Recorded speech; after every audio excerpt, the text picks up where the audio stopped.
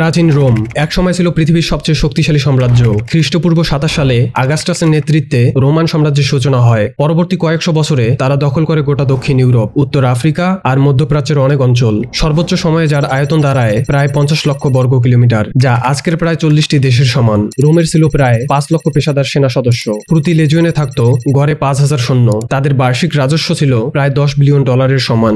অর্থনীতি চালিত হতো কৃষি, বাণিজ্য, কর আদায় ও দাসশ্রমের মাধ্যমে। তাদের প্রধান সম্পদ ছিল সোনা, গম, তেল আর দাস।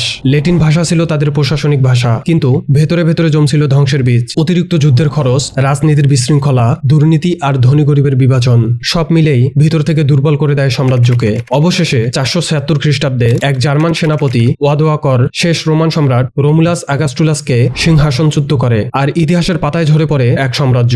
ইতিহাস আমাদের শেখায় যে সাম্রাজ্য যতই শক্তিশালী হোক, ভিতর থেকে দুর্বল হলে তার পতন একদিন হবেই।